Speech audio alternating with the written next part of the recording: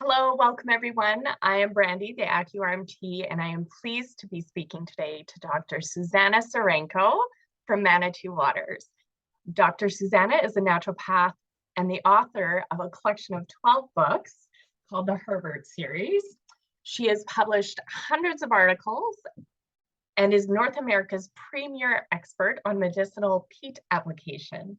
Today, we're going to be diving into one of the books that she's written in her series, Hydrotherapy, in naturopathic medicine in their own words. So we're going to be gleaning all the wisdom that she has done in this extensive work.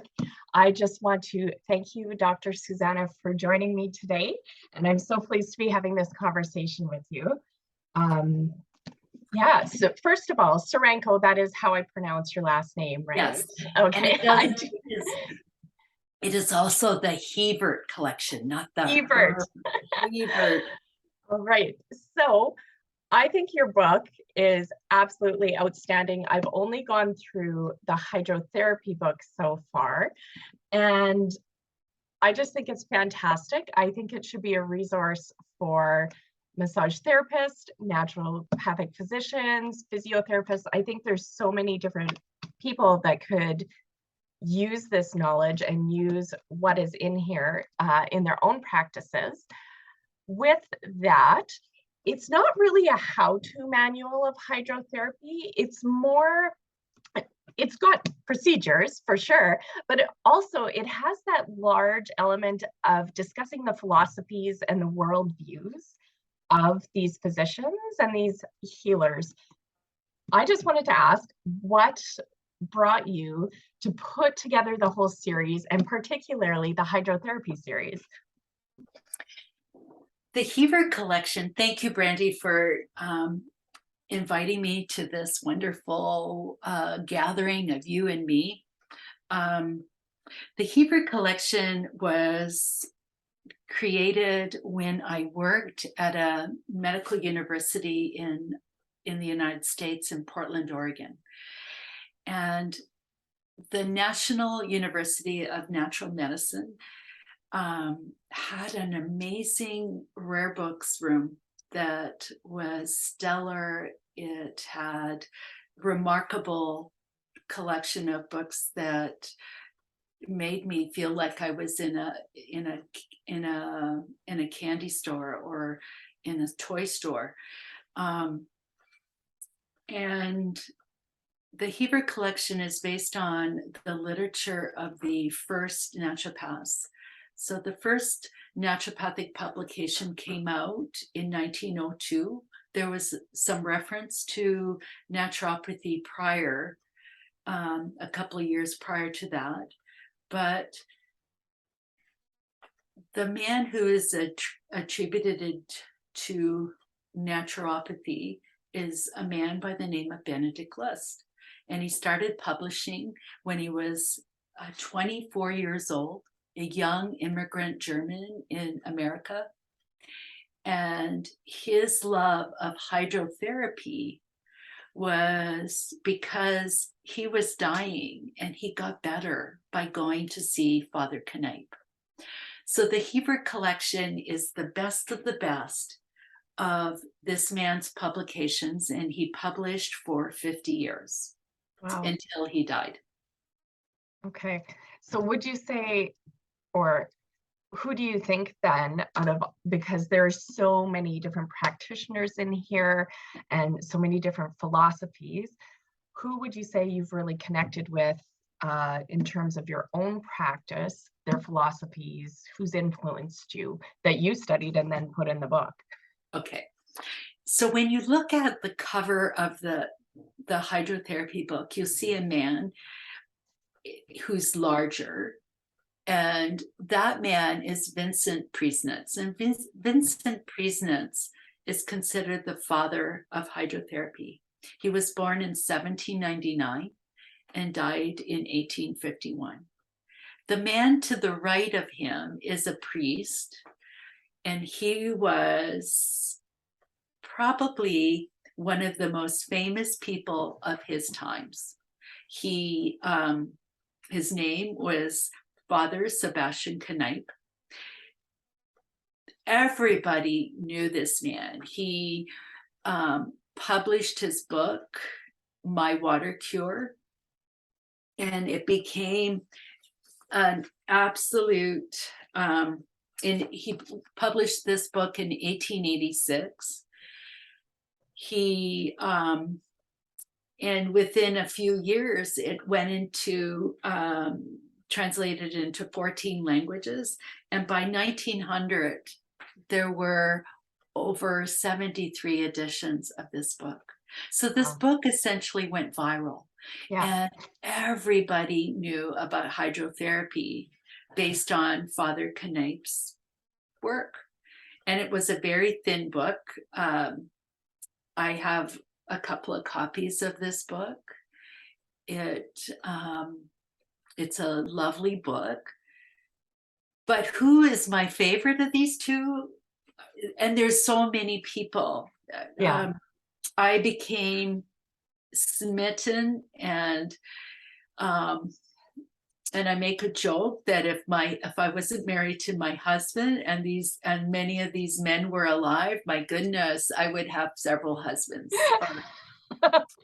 There were so many, but Priesnitz, he was illiterate. He when he was a little boy, his older brother died when he was 6. So his 8-year-old brother died, and his father became blind, and he was a farmer. And Vincent had to quit school to farm the farm, to do the farming, and also to take care of his mom and his 4 sisters at a very, very young age. So he never wrote. So everything that we know about Vincent Priesnitz is from all the medical doctors that came, so eager to learn from him. And his, and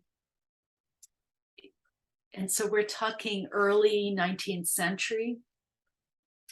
And when we think of what he was able to do with just simply cold water, and that's all he used, cold water, never warm water, never hot water, always cold water. The standard of care in the 19th century was bloodletting, using very toxic substances in their formulations and their concoctions. And another one that became the golden standard was calomel. And calomel is mercury chloride. It was not given in minuscule doses. It was given in gram doses, and people would get deathly ill, if not die, from calomel. But it really did the trick, because calomel seemed to subside the pains and the symptoms. But the outcome of treatment by a medical doctor in the 19th century meant that you got really, really sick. And so many of these people would come to Priesnitz in Grafenberg, Austria, or would go to later, in the later part of the 19th century, they would find their way to Father Kneip's door, and he was a priest. And as a priest, the church frowned upon him using hydrotherapy, using water therapies for his parishioners. And so the church actually banished him to a priesthood in a very remote part of Germany, in Urschenofen, in Bavaria. So it was it would take weeks literally to go from England to Kneip's establishment, and also to Priesnitz's place. So you were really you were really determined to get well. So there are so many people that populate the tapestry of hydrotherapy. It's or the pool of hydrotherapy, that but these are the two main people. Okay. So tell us a little bit about your clinic and your practice, Manitou Waters, which is located at Little Lake Manitou. Talk about it. Tell me what you put into your practice, what you do there, how you love to practice, and your own personal hydrotherapies, your own personal practices, and your clinical practices. Thank you, Brandy. I the Hebrew collection consists of 12 books, and it took 10 years to complete this project. It was a labor of love. I spent hours, on average 10, 11 hours every day on my computer doing editing and writing about this literature that spans from 1897 until 1923. So this is this body of work that the Hebert collection is about. After spending 10 years on this project, my practice as a naturopathic doctor changed. There was no way that I could go back to what I did prior. And the last two books are called Clinical Pearls in Naturopathic Medicine. And the first one is about diseases of acute diseases, acute nature. And the second book is on chronic diseases. So there's so many different books in the Hebert collection. They're all amazing. And there's the hydrotherapy book. And then there's the herbal book and mental culture book. And the mental culture book was body, mind, medicine. So my little lake is so kick-ass amazing because it has waters very similar to the Dead Sea. I have gone to the Dead Sea. I've been in the Dead Sea. I've worked with medical doctors that have studied the medicinal properties of mineral waters, such as one finds at the Dead Sea. And here at Manitou Lake or Manitou Beach at Little Manitou Lake, we have this water, and it's so buoyant, so heavy with minerals that it's impossible to sink. You lay literally on the water. My practice here is based on the Hebert collection.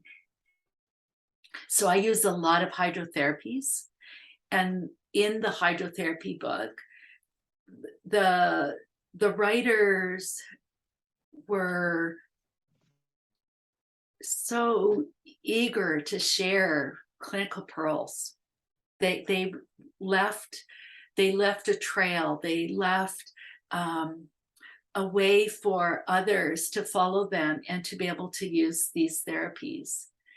And in my practice, I have an area in my clinic where it is enclosed with recycled windows from all the renovations that I did in this historical building. It used to be a YWCA, so it's very large. And in the main floor, I have this area with 3 clawfoot tubs.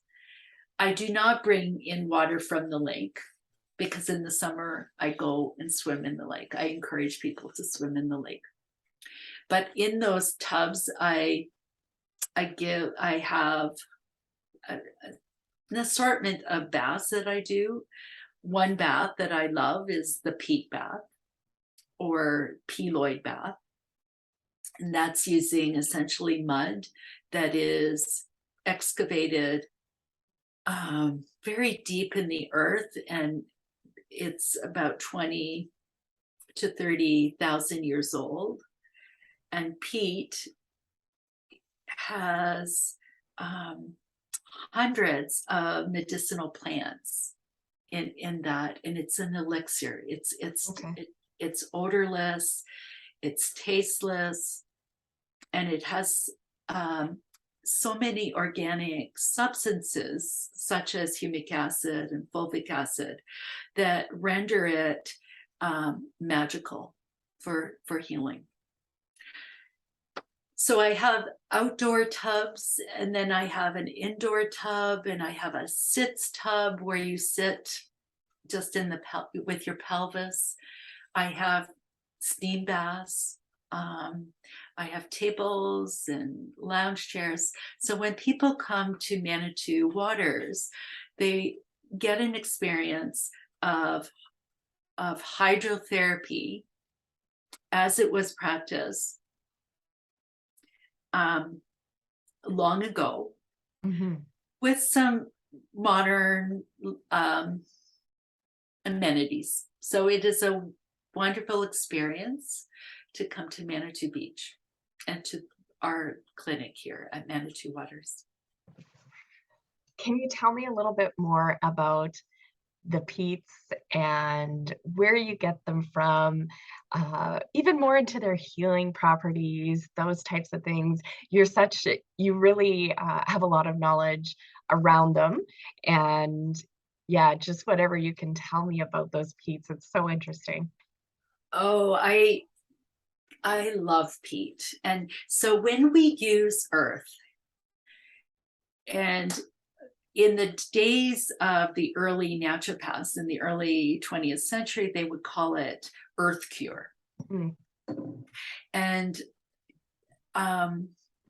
today there's a large movement there's many groups around the world consisting of medical doctors that have not forgotten the value of water and mineral waters and peat.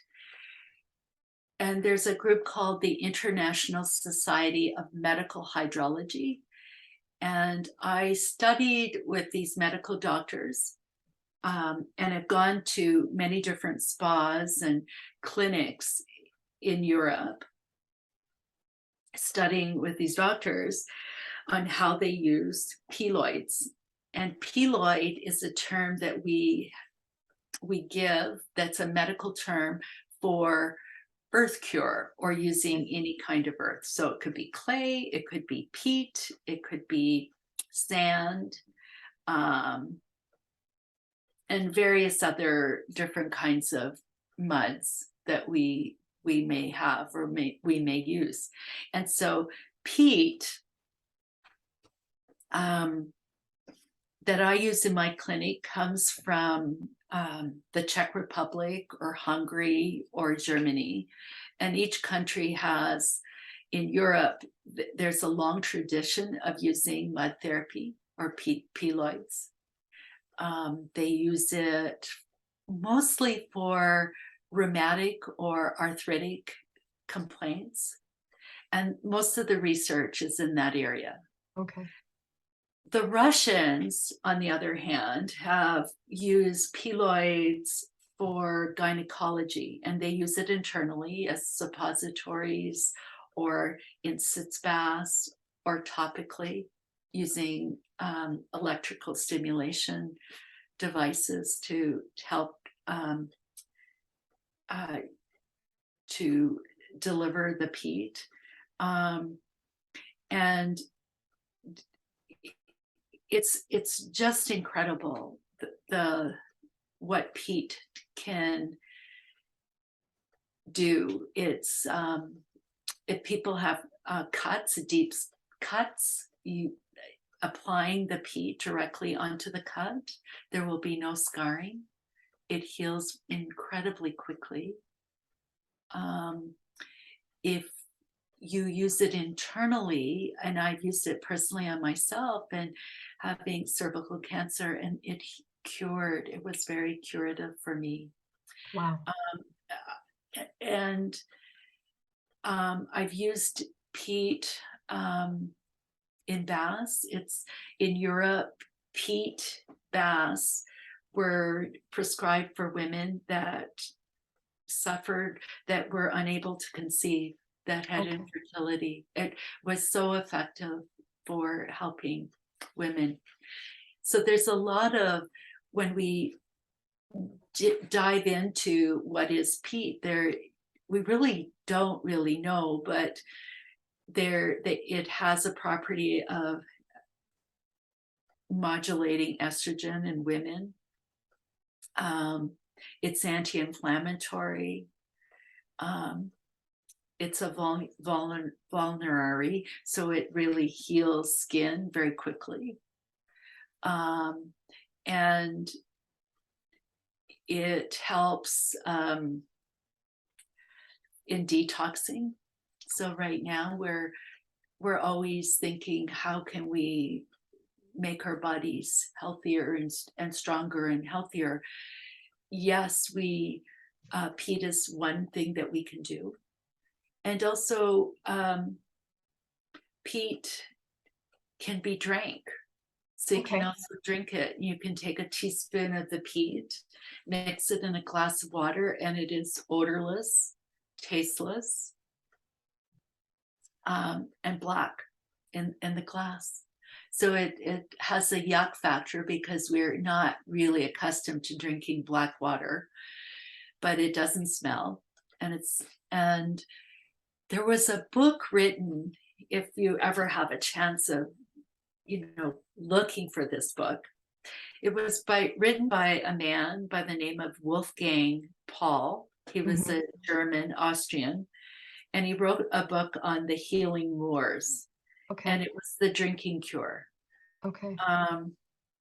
So that beautiful library that I worked at in Portland had a copy of this book, and it was written in 1970.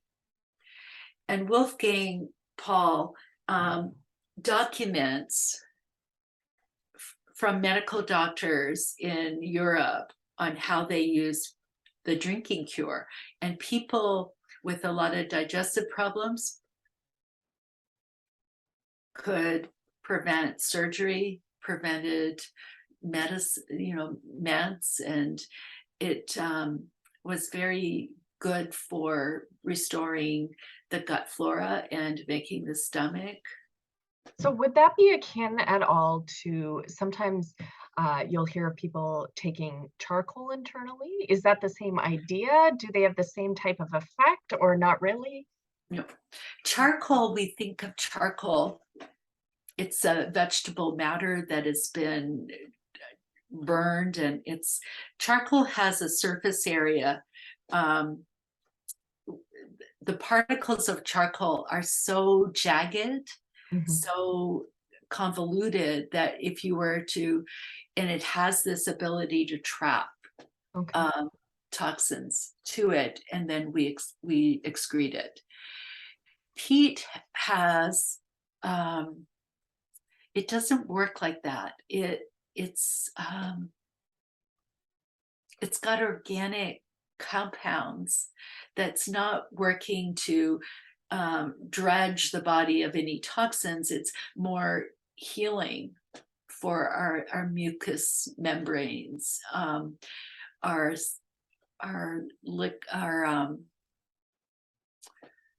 body's metabolism. Like, it really is a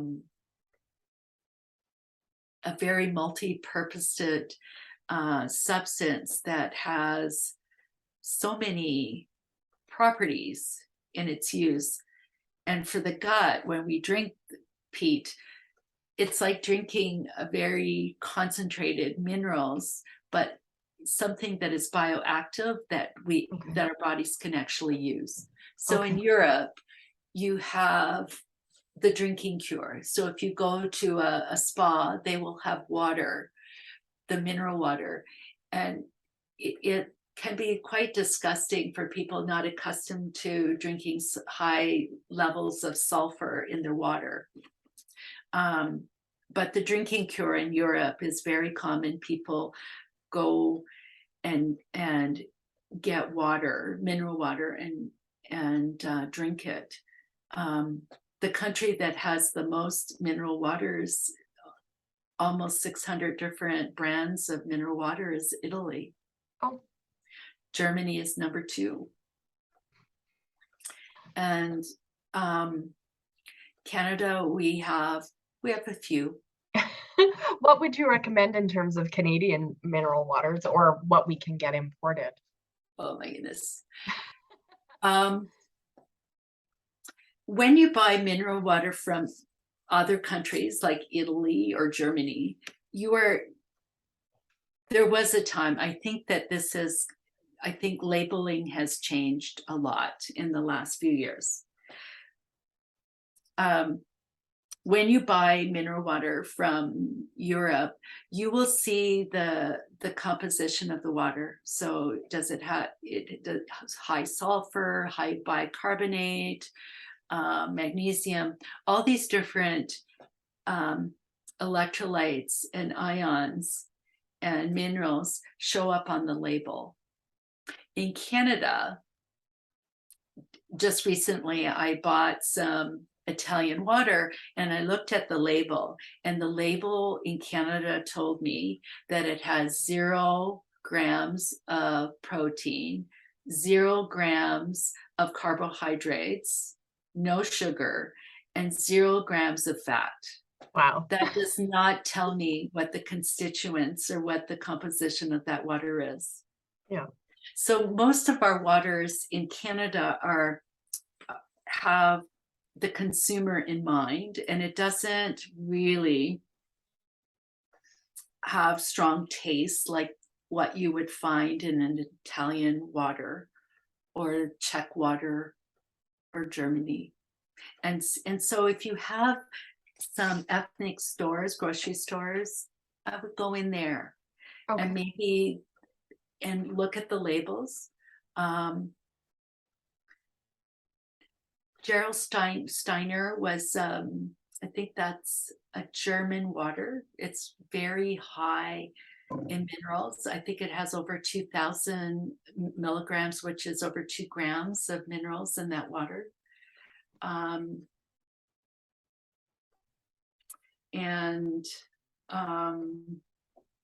just trying to think of an Italian. The Italian waters are wonderful. Okay. And if you have a Russian store, a Russian grocery store, they have amazing waters too. Okay. So I want to be very mindful of your time. I know we only have a short time together today. So just in closing, thinking about massage therapists, other hydrotherapists, anybody that might be utilizing these things in their practices, but applying it to themselves into their own routines. What do you think are kind of the top ways for us as practitioners that you're like, you know what, if you're going to get any routines down, do this, this, and this? What do you think? Okay, this is a wonderful question. Thank you. There's dozens of therapies in hydrotherapy. And because you love your hydrotherapy book, you're going to discover so many different kinds of therapies. I'm going to share the one that I have found most effective for most people, especially women, because in our culture, we tend to find ourselves a little bit chilled. We live in Saskatchewan. We battle the winters and the snow, and we tend to find ourselves cold. And when I do public speaking and present on the topic of hydrotherapy, I often ask, how many people experience cold hands, cold feet? And the numbers shoot up, the arms shoot up. So many people suffer from cold extremities. And what is cold extremities? It's poor circulation. When I taught at the university, I taught the students how to do water treading. So that is probably my most prescribed therapy, because it's something very simple that people can do. It takes 1 to 2 minutes, and the benefits is not in proportion to the time that you spend on it. It's just a fabulous treatment. So how to do water treading? You get a container, like a basin, that you can fill it up so that you can put your feet in the basin and fill the water so that it is at ankle deep, so about Okay. 3-4 inches. And it's just simple cold tap water. It does not have to have snow put in it to make it colder, or ice cubes. You're just using simple cold tap water. This is probably one of the hardest treatments that I ask people to do. It is the hardest thing. And I ask them to walk in the water for 1 minute. Okay. And that's a first time treatment. It's just walking in the cold water for 1 minute. And I've seen people crying in the water because it just feels so cold. But when they put their feet in the water, the water is cold and their feet are going to blanch. Okay. So the blood is going to move from the exterior or the surface of their body, and it's going to move internally. So the feet become blanch, very white. And I did some work with people of color. And so people of color, their initial reaction is that their skin, there's very little change. Okay.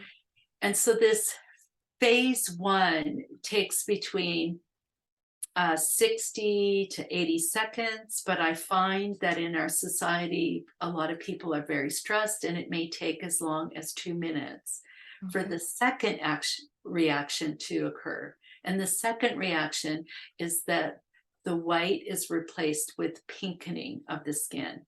So the blood returns to the surface. The feet are pink. They feel warmer, much warmer. And then the treatment is done.